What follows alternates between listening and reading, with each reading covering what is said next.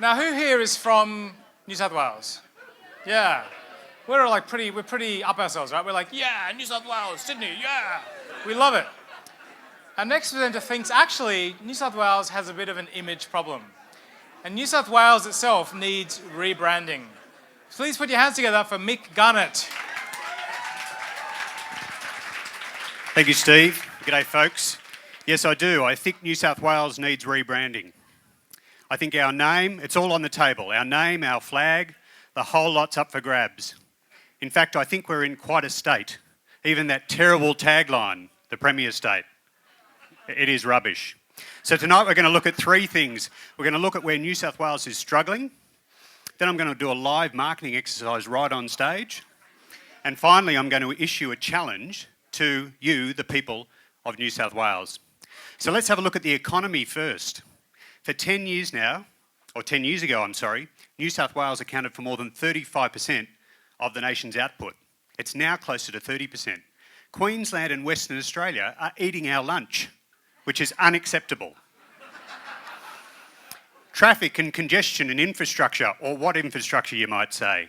Successive state governments have failed the people of New South Wales by failing to make decisions that give the optimum life quality for the people of New South Wales.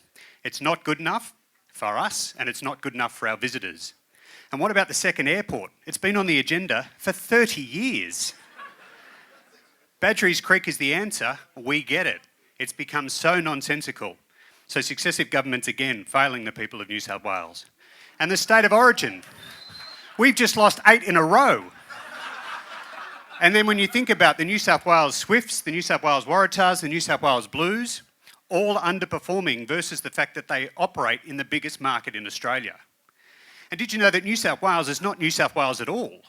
Back in 1788, it took up half the country, including New Zealand.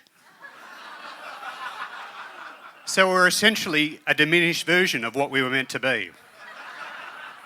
And anyone from New South Wales generally doesn't identify as being from New South Wales. In my experience, you say, I'm from Sydney, or I'm from the country. And yet Queenslanders will say they're Queenslanders before they even mention the fact that they're Australian. That's really annoying. Billy Moore walking down, you might remember, walking down the tunnel in the state of origin, yelling, Queenslander. Can you imagine Monia Gerard from the New South Wales Swifts yelling, New South Welsh woman? That's not going to happen because it's ridiculous. So, from our economy to our airports to our underperforming sports teams, we are no longer new, and we deserve to be known for more than just being somewhere south of Wales. So, in the marketing industry, we personify brands. We pretend a brand walks into the room and we say, what would it sound like? What would it look like? What would it wear? We're about to do that for the 8 states and territories of Australia. So let me introduce you to the Australia family, each representing one of the siblings of the states and territories of Australia. We're going to go through and find out how hard it is for New South Wales. Let's look at Vic. He's the second oldest brother. He is the cool, suave one. The ladies all love him. He holds a great event, but he's got a fairly big chip on his shoulder. Then there's Sonny from up north. He's the brash one, great at sport.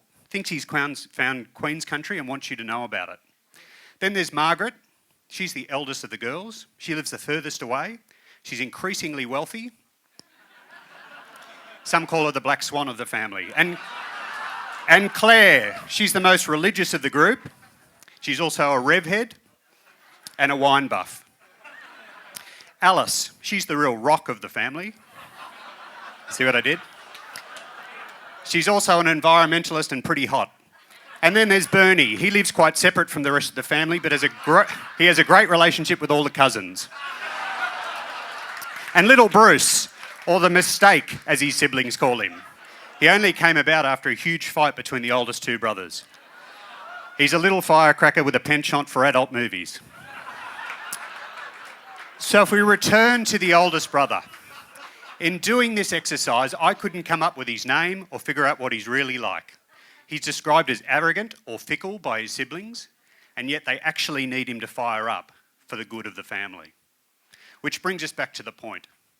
The point is, New South Wales desperately needs a refresh. We need a new identity that galvanises the people from Parramatta to Parkes, from Woolloomooloo to Walgett, from Coffs Harbour to Cootamundra.